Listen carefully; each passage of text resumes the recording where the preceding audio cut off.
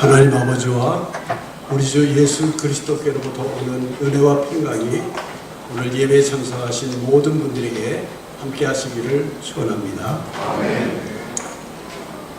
오늘 아침에는 복음서 말씀을 근거로 해서 용서라는 제목으로 말씀을 나누면서 은혜를 나누고자 합니다. 기독교를 사랑의 종교라고 이렇게 말합니다. 그러나 한편 저는 용서의 종교라고도 이렇게 생각을 해봅니다. 하나님께서 엄격하게 죄의 문제를 하나님의 잣대를 들이대면 살아남을 사람이 누가 있겠습니까? 하나님께서는 하나님의 아들이신 예수 그리스도를 십자가에서 온 인류의 죄짐을 지고 대신 피 흘려 죽게 하시고 죄 가운데 있는 우리 모든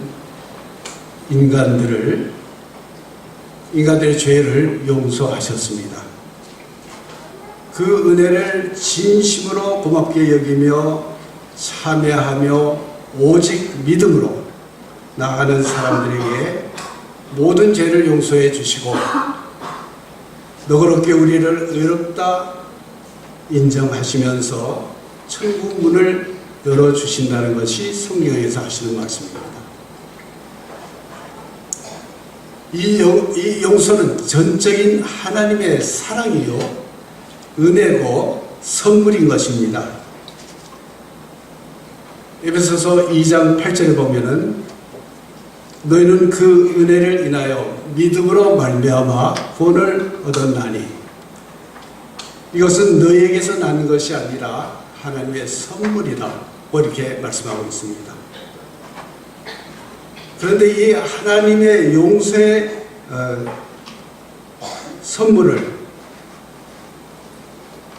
가지고 장사를 한 시대의 사기극이 지금으로부터 500년 전에 유럽 전역에서 자행이 되었습니다.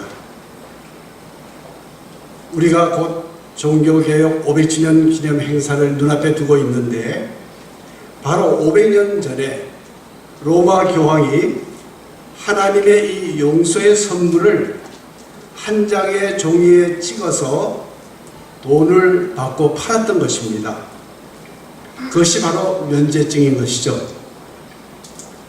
돈을 주고 면죄증을 사는 사람은 그 즉시 모든 죄를 용서받게 된다는 것입니다. 이 얼마나 해괴하고 망측한 일인가. 죄값을 돈을 주고 해결하려고 했다니 말입니다.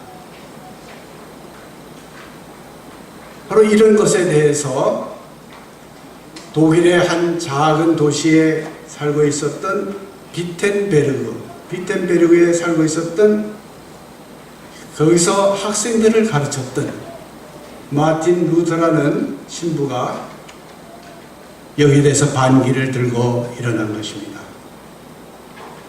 루터가 95개 논제인 대자보를 비텐베르그 성교회 문에 붙임으로 말미암아 종교개혁이라는 엄청난 역사적인 사건이 시작된 것입니다.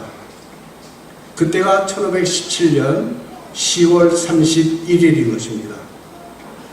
그 대자보 95개 논제의 거의 반 이상이 이 면죄증에 대한 잘못을 지적하는 내용이었습니다. 95개 중 27조 항을 보면 좀 대표적인 것입니다만은 이렇게 써 있습니다. 연복궤 안에 던진 돈이 딸랑 소리를 내자마자 영혼은 연옥에서 벗어나온다고 말하는 것은 인간의 학설을 설명하는 것이다 라고 했는데 하나님의 용서를 돈으로 살 수 없다라는 것을 말하는 것이었습니다. 하나님의 용서의 선물은 은혜로 거저 주어지는 것이지만 결코 값싼 것이 아니라는 사실입니다. 돈 몇 푼으로 살 수 있는 것이 아니라는 것입니다. 로마에 있는 그 유명한 베드로 성당이 이 면제증을 받아서 개축한 성당이라는 사실을 여러분들 알고 있습니까? 웅장하고 아름다움을 자랑하지만 사실 한편 부끄러운 그런 건물이라고도 할 수 있습니다. 봉이 김선달이 대동강물을 팔아서 돈을 벌었다는 이야기와 별 다를 것이 없는 시대의 사기극이라 할 수 있습니다. 이렇듯 죄의 용서는 기독교 신앙에 있어서 굉장히 중요한 화두입니다. 오늘의 복음서 말씀 마태복음 18장 15절에서 35절에 나오는 말씀의 내용은 용서에 관한 내용들입니다.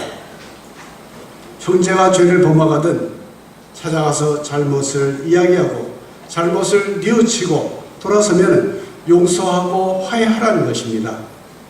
그러면서 무엇이든지 너희가 땅에서 매면 하늘에서도 매일 것이고 무엇이든지 땅에서 풀면 하늘에서도 풀리리라고 이렇게 하시면서 너희 중에 두 사람이 땅에서 합심해서 무엇이든지 구하면 하늘에 계신 내 아버지께서 그들을 위하여 이루게 하시리라고 하십니다. 하나님께서는 우리가 형제의 잘못을 용서할 때에 또 그렇게 용서하면서 함께 모여 기도할 때 우리의 기도를 들어주신다라는 것입니다. 그러나 우리가 용서 못하고 땅에서 풀지 못하면 하늘에서도 매인다는 사실을 기억하시길 바랍니다. 지금 우리나라의 전반적인 분위기는 개인적으로나 교회적으로나 국가적으로 매이고 꼬인 일들이 참으로 많은 것 같습니다. 왜 그럴까요? 서로 용서하고 받아들이는 마음이 없어서 아닌가 그렇게 생각을 해봅니다. 풀리지 않는 남북한의 문제들, 그런가 하면 남남 간의 문제도 갈수록 골이 깊어지고 있으며 교회들도 그렇고 개인적으로도 평화가 사라져가는 모습을 보면서 마음이 아플 때가 있습니다. 진정 우리가 서로의 잘못을 용서하고 모여 기도한다라면 풀리는 역사가 일어날 줄로 믿습니다. 저는 두세 사람이 함께하는 중보 기도를 통해서 놀라운 일들을 체험한 적이 있습니다. 제 개인적인 체험이기 때문에 여러분들이 좀 받아들일 때 거부감이 있을지 모르겠습니다만은 체험을 얘기하는 겁니다. 제가 천안교회에서 목회를 했을 때 있었던 일입니다. 결혼을 해서 딸만 둘을 낳고 살고 있는 이건 단증이기 때문에 실명으로 얘기하겠습니다. 이종진 집사님이라는 분이 있었는데 이분이 시부모와 남편으로부터 아들을 낳아야 한다는 압력을 받고 있었습니다. 거의 이혼까지 하자는 그런 얘기도 있을 정도로 이 문제를 가지고 여성교회 중보 기도 모임에서 기도 부탁을 하게 되었습니다. 회장이었던 그 박명숙 집사가 앞장서서 기도 모임을 이끌었습니다. 저에게도 기도 부탁을 해서 함께 기도했습니다. 그런데 얼마 후 이 회장인 박 집사님이 그날 새벽 기도회 끝나고 돌아가서 바로 저희 집사람에게 전화를 했습니다. 자기가 이종진 집사를 위해서 기도했는데 자기가 먼저 임신을 했다는 겁니다. 이 박 집사님도 딸만 둘이 있었는데 그래서 이제 아들을 갖게 됐다는 그 얘기를 차마 그 얘기를 하지 못하겠다는 겁니다. 그래서 좀 비밀로 하면서 같이 함께 계속해서 기도했습니다. 그런데 몇 달 후에 바로 이 이종진 집사도 아들을 임신해서 아들을 낳게 되었습니다. 그래서 목사인 제가 그 새로 태어난 아들의 이름까지도 장명을 해서 주었습니다. 그 이름을 뭐라고 했겠습니까? 성민, 거룩성 백성민, 거룩한 백성이라는 성민이라는 이름을 지어줬습니다. 추성민, 추신데 추성민. 아마 지금 잘 자라서 대학생 정도가 되지 않았을까 지금 그런 생각을 해봅니다. 마음을 합한 공동체의 기도가 얼마나 귀한지를 경험하게 한 말씀이었고 사건이었습니다. 좀 곁길로 나간 것 같습니다만은 계속해서 20절의 말씀을 보면은 우리에게 매우 중요한 것을 가르쳐 주시는 말씀이 있습니다. 두세 사람이 내 이름으로 모인 곳에 나도 그들 중에 있느니라는 그런 말씀입니다. 주님의 이름으로 모인 것에 하나님이 함께 하신다는 것입니다. 오늘 우리가 예배드리는 바로 이곳에 하나님이 함께 하신다는 것입니다. 이것을 믿습니까? 아멘. 감사합니다. 그렇습니다. 하나님이 함께 하십니다. 서로 용서해주고 화해하는 공동체 가운데 우리 하나님께서는 함께 계신다고 했습니다. 하나님이 함께 하시면 그것이 천국이 아니고 무엇이겠습니까? 중앙교회가 하나님이 함께 하시는 천국의 삶을 누리는 교회가 되기를 주님의 이름으로 축원을 합니다. 그런데 그 용서가 쉽습니까? 우리의 의지나 생각으로는 결코 쉽지 않은 것이 용서가 아닌가 생각을 합니다. 2차 세계대전이 끝났을 때에 독일 나치 감옥에서 온갖 고통과 수모를 당했던 코리 텐 붕이라는 설교가요 복음 전도자가 있었습니다. 전쟁이 남긴 그 영혼의 상처를 극복하면서 전 유럽 사람들을 상대해서 용서에 대해서 설교하고 간증하는 삶을 살았던 분입니다. 이 코리 여사는 전쟁 후 독일 나치가 집단 포로 수용소에서 저질렀던 잔혹함들과 비인간적인 잔인함을 극복하고 복수심에 불탔던 마음들을 추스리고 난 후에 말씀과 간증의 사역들을 하기 시작했습니다. 말씀 사역을 하면서 이 마을 저도시를 다니면서 이제 설교를 하고 간증을 하는데 한 번은 독일 뮌헨에 있는 어느 교회에서 주일 설교를 마치고 나오는데 거기서 한 늙은 신이대원을 발견하게 되었습니다. 그는 수용소에서 그녀가 보는 앞에서 옷을 벗고 여자들에게 이를 잡게 하면서 이를 보고 조롱하던 그런 사람이었습니다. 갑자기 그때의 장면이 떠올랐습니다. 온갖 수치와 모욕을 안겨주던 그 비열한 인간이 거기 서 있는 것입니다. 그 남자는 호리 여사에게 다가와서는 만면에 웃음을 띠면서 인사를 했습니다. 오늘 설교가 참 좋았습니다. 말씀하셨듯이 예수님은 우리의 죄를 용서하셨습니다. 라면서 손을 내미는 것이었습니다. 순간적으로 이 코리 여사는 그것을 감당할 수가 없었습니다. 그녀는 얼어붙은 듯이 꼼짝할 수가 없었습니다. 용서라는 것, 누구에게나 어려운 일이지만 지금 그녀에게 용서한다는 것은 너무나 잔인한 일같이 보였습니다. 그녀는 방금 분노의 복수심을 어떻게 다스리냐에 대해서 설교를 막 마쳤습니다. 그렇게 그녀는 손을 내밀어 잡으려고 했지만 허사였습니다.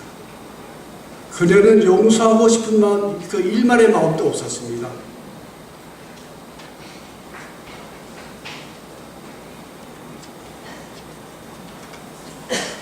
그래서 마음속으로 나직하게 탄식의 기도를 했습니다.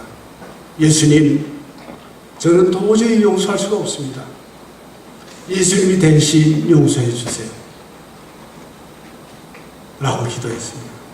이렇게 기도한 그 순간에 코리 여사는 모든 것을 용서하시는 그분의 손길을 느낄 수가 있었다고 합니다. 그러자 조금씩 마음문이 열리고, 그리고 도저히 용서받지 못하실 행한 그 남자의 손을 잡을 수 있었다고 합니다. 이 시간 우리 다 같이 나를 해치고 힘들게 했던 사람이 있다면 용서할 수 있는가 물어보시길 바랍니다. 우리 죄를 용서하시려고 십자가를 지시고 죽으신 예수님을 생각한다면, 그 사실을 믿는다라면 우리는 할 수 없지만 주님이 우리로 하여금 용서할 수 있게 해주실 것입니다. 여기에 모인 그 모든 것에 해결점이 있습니다. 주님으로부터 우리가 용서받고 열린 마음을 얻게 되면 우리는 그저 모든 것을 용서할 수 있게 될 것입니다. 용서할 수 있을 때 비로소 우리는 자유로워질 수 있습니다. 그리고 우리는 새 출발을 할 수 있습니다. 용서는 용서받는 사람뿐만 아니라 용서한 사람을 자유롭게 해줍니다. 용서할 때 내 안에 분노가 녹아내리고 상처가 씻겨집니다. 용서의 최고의 수혜자는 상대방이 아니고 바로 나 자신이라고 할 수 있습니다. 서로 용서함으로 자유함을 누리는 우리 모두가 되기를 주님의 이름으로 축원합니다. 이렇게 용서하기가 정말 어려운데 예수님은 용서에 대해서 뭐라고 말씀하고 계십니까?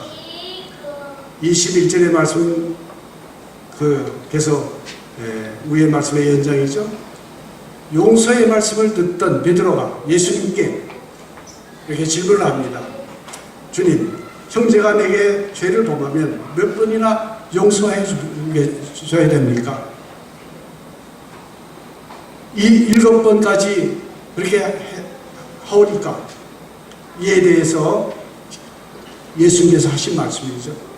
7번뿐만 아니라 7번을 70번까지 할지라, 이렇게 말씀을 하십니다. 무슨 말씀입니까? 끝까지 용서하라는 그런 말씀이죠. 그러면서 10,000달란트 빚진 자의 비유를 들어서 우리가 하나님으로부터 받은 은혜가 얼마나 크고 놀라운 것인데, 그것을 깨달았다면 우리가 용서 못할 일이 무엇이겠는가라고 하면서 35절의 말씀으로 뜻을 냈습니다.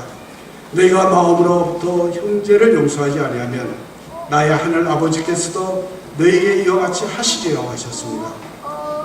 이 말씀을 보면서 주기도문에서 우리가 늘 하던, 우리가 우리에게 죄 지은 자를 사해 준 것 같이 우리 죄를 사여 주옵시오라고 하는 기도가 떠오르게 됩니다. 얼마나 우리가 우리에게 죄 지은 자들을 용서하면서 기도를 했는가, 그 의미를 제대로 깨닫고 제대로 알고나 기도했는지 생각하게 됩니다. 이 기도에 대해서 루터는 대교리 문답서 주기도문 해설에서 이렇게 설명하고 있습니다. 우리 최지원 목사님이 번역한 대교리 문답서입니다. 제가 거기 있는 그 부분을 조금 읽어드리겠습니다. 하나님이 죄인을 용서하셨다는 것은 곧 우리도 우리의 이웃의 죄를 용서해야 한다는 뜻입니다. 우리는 매번 하나님의 뜻을 거슬려 죄를 짓습니다. 그러나 하나님은 이 모든 것을 용서하십니다. 그렇다면 우리도 용서해야 합니다. 우리에게 해를 끼치고 폭력과 부정을 행사하며 악행을 일삼는 이웃이라도 용서해야 합니다. 왜냐하면 하나님도 그런 우리를 용서했기 때문입니다. 우리가 용서하지 않는다면 우리를 향한 하나님의 용서도 기대하지 마십시오. 그러나 우리들이 용서한다면 위로받을 것이며 하늘로부터 받은 사죄의 기쁨을 우리들 자신이 누릴 것입니다. 그러나 이 용서는 아주 중요한 부분이죠. 이 용서는 우리가 용서했기 때문이 아닙니다. 값없이 주시는 하나님의 은총 때문입니다. 이것이 바로 복음이 가르치는 하나님의 약속입니다. 그러므로 기도할 때 하나님의 사죄의 약속을 꼭 기억하고 내가 용서의 선언을 할지라도 이것이 주님의 선언이라는 것임을 확신하게 하소서 하고 기도하라고 루터는 대결의 문답서에서 강조하고 있습니다. 우리가 하늘로부터 받은 용서는 우리가 용서했기 때문에가 아니라 값없이 주시는 하나님의 은총이라는 사실을 기억해야 한다는 것입니다. 말씀을 마치도록 하겠습니다. 용서하는 삶을 살아가는 사람이나 공동체에 임하는 복이 무엇이라고 했습니까? 두세 사람이 내 이름으로 모인 곳에 나도 그들 중에 있느니라. 하나님이 함께 하시는 그것이 곧 복이라고 생각합니다. 하나님의 함께 하시는 복, 임마누엘 복이 임한다는 사실을 우리가 기억하시길 바랍니다. 이제까지도 그랬지만 이후로 서로 용서하는 마음으로 서로를 대하고 살아갈 수 있기를 바랍니다. 그래서 우리들의 삶이 하나님이 함께 하시는 복된 삶이 되기를 바랍니다. 하나님이 함께 하시는 삶보다 더 귀한, 더 복된 그런 삶이 어디 있겠습니까? 모든 것이 만사고 개이죠. 이 시간 우리 모두의 마음에 용서하는 마음으로 가득 차기를 바랍니다. 그래서 하나님이 우리와 함께 동행하는 삶이 되기를 주님의 이름으로 축원합니다.